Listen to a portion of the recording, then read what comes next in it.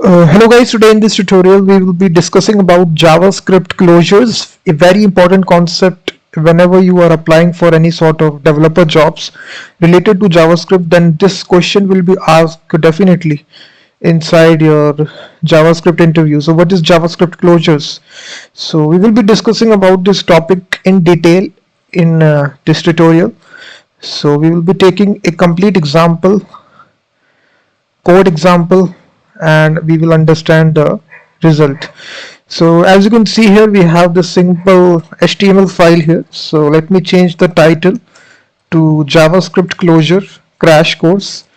So basically guys, here we will be having a simple div here where we will be showing the result of our thing here.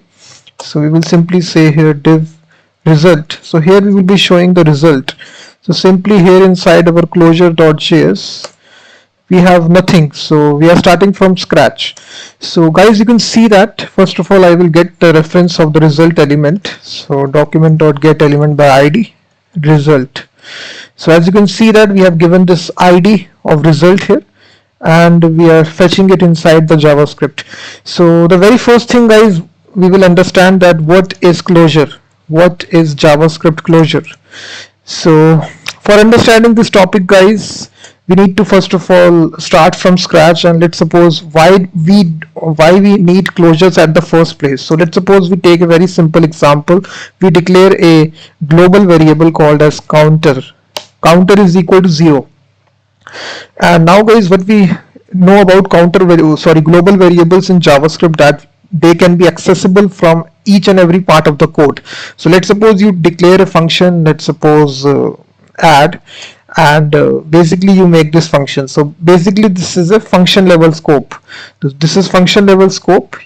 Here you can access this counter variable. You can access this counter global variable that you have declared earlier on.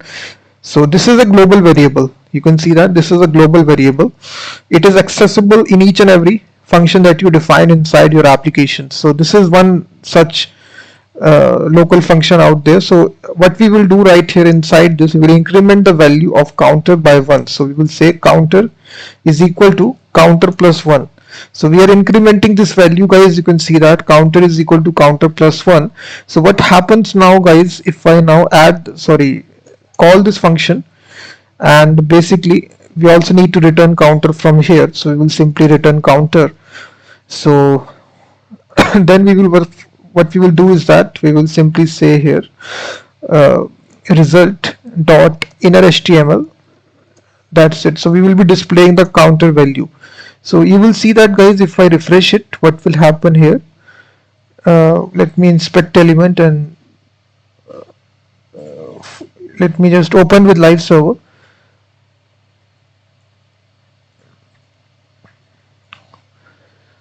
So let me see, result.inner HTML is not a function.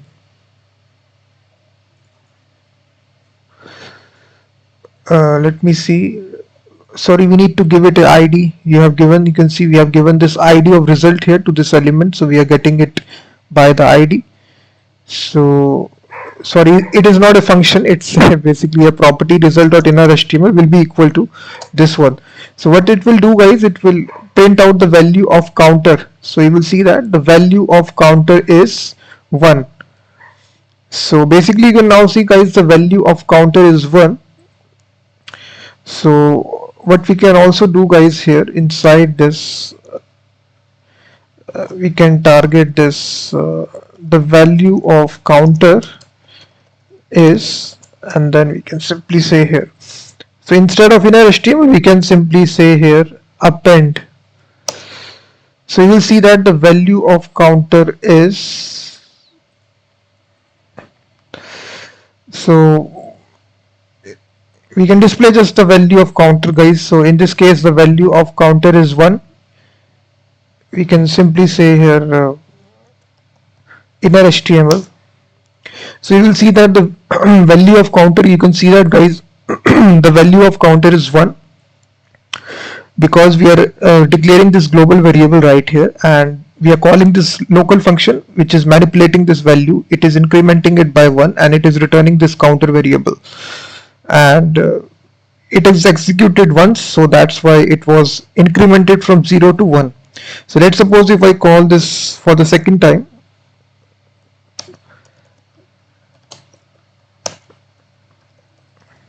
it incremented to 2 guys. You can see that if I increment for the third time, it will increment to 3. You can see that 1 2 3. So this is very much good. Our function is doing fine. But let's suppose a situation, guys, inside this local function, as this is a global variable, we can manipulate this value. We can say counter is equal to 4. So what will happen now? You will see that. So as you call this function, the initial value was 0, but inside this nested function, inside this local function, we are manipulating this global variable, which is not a good practice because your data is compromised here inside each and every function. So counter is equal to 4, and now we are incrementing 4 plus 1, which becomes 5. You can see that. So every time this function executes, already the counter variable will be equal to 4. So in this function also, in this function also, and in this function also. So this global variable is not recommended, guys, because you need to be declaring global variables in very less situations because it can be manipulated by each and every function inside your function. Let's suppose we have a second function here which also manipulates the counter variable. So it resets this value. So counter is equal to 0. So what will happen now? We can call this as reset. So let's suppose we are calling this reset method inside this add method. So what will happen? So every time we call this function, guys, you will see that every time we call this function, the value becomes 0. You can see that the result will be 1 only because we are calling this function which is reset, which is accessing this global variable which was 0 by default, and again it is making this 0. So 0 plus 1 is 1. So we are printing out 1 in each and every function invocation. So that's why, guys, this global variable problem we need to solve, because we need to have a solution where we can't modify the global variable or modify the variable that we are using it for the counter application. For doing that, guys, our next option will be to use something called as nested functions. So if you don't know about nested functions, guys, let me just show you, and let me again declare the counter variable to 0, and this is a function which is add, and inside this, for this example, we don't need the global variable, so you can just delete this. So we are declaring a local variable local to this function, which is counter is equal to 0. So right here we will have a simple nested function, guys. This is a nested functions. As you don't know about nested function, nested simply means that it is a part of this parent function. So let me define this child function, which actually increment the value of counter. So counter is equal to counter plus 1. So like this, we can access the variables which are declared in the parent function in the nested functions. So then we are simply returning this value of counter. So we need to invoke this function, guys, first of all, after we declare it. So we will invoke this child function. So what will happen, guys, if you now execute this function, which is inner HTML, and we call this function? So what will happen now? The value will be again printed by 1. So why this is the case, why it is again giving us the same problem? Because we are declaring this variable right here in the function itself, because whenever we call this function, let's suppose for the second time, this will not increment to 2 and 3. It will again remain 1. Why is this case? Because we are again and again redeclaring this variable counter in the function itself. So whenever this function executes for the second time, again this counter variable will be resetted to 0. Again you call this for the third time, again this counter variable will be reset to 0. So now we need to find a solution where we don't need to reset this value of counter to 0. So for this solution, guys, nested functions are also giving us the same error. So now we need to move to the solution, which is the closure function. So closure functions is a very important function, guys, in JavaScript, which allows you to make private variables in functions. So those variables can only be modified by the function that you declare. So private variables, you have known this concept, guys. In object oriented programming, we have private functions, we have private variables, protected functions, protected variables, public functions. Public variables are variables where you can manipulate it by any application. So this example is very simple, guys. Inside this, so what we need to do is that for declaring this, we will declare this variable add. So as you all know, guys, we have the concept called as arrow functions. So this is JavaScript E6 arrow function. This is the arrow here, and this is the arrow function. So here you can provide the arguments a comma b.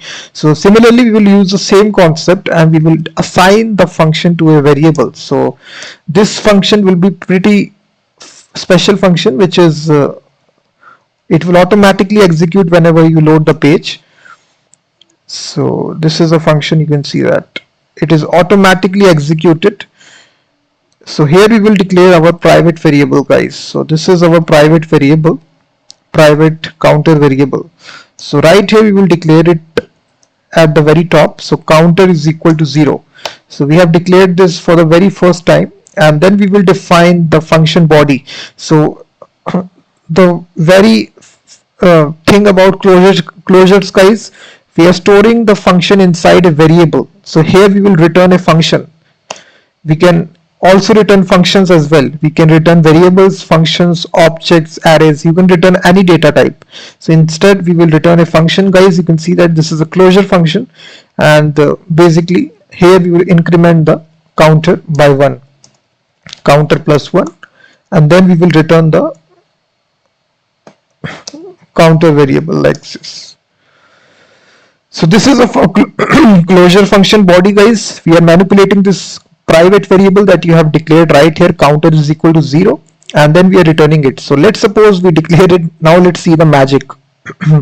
Result dot inner HTML inner HTML, and we declare this, we call this function, which is a closure function. You can see that, guys, it is returning this body instead. Why it is returning the body? Because this function hasn't been executed whenever you load the page for the very first time. So this self invocation function, guys, we need to call this explicitly like this.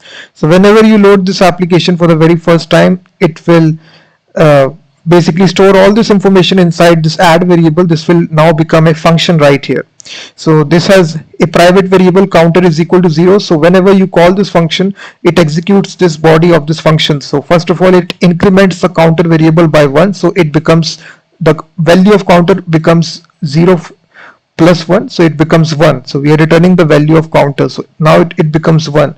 So now the next thing, guys, it doesn't redeclare the variable counter for the second time. So this is very important. So if I execute this, you will see add is equal to 2. So now this is a private variable.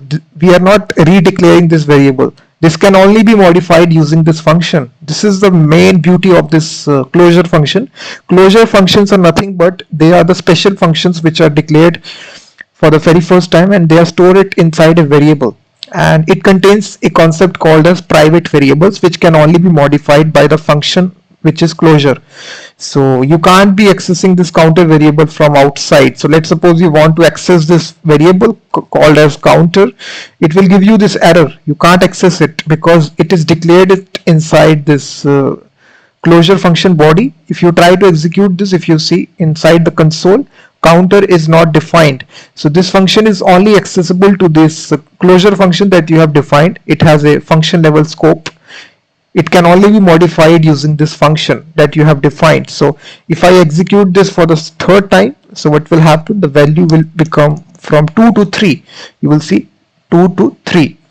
So this is the counter variable, counter function, guys, which is perfectly working using the concept of closure functions. So you have defined this function inside this variable. You can have as many private variables. So let's suppose I declared this apple variable, and also we are incrementing let's suppose apple variable. So apple plus 2. So instead we can return a object here. So we can return an object where we have these two properties, which is counter and apple. So now basically this is an object, so what we can do is that we can specifically extract the value, which is counter, from this function, which it is returning an object here. So we can display this in our HTML. Counter. So counter variable will be 1, and if you now execute, also if you say apple variable, so apple variable value will be 2, so 2 plus 1 is equal to 3.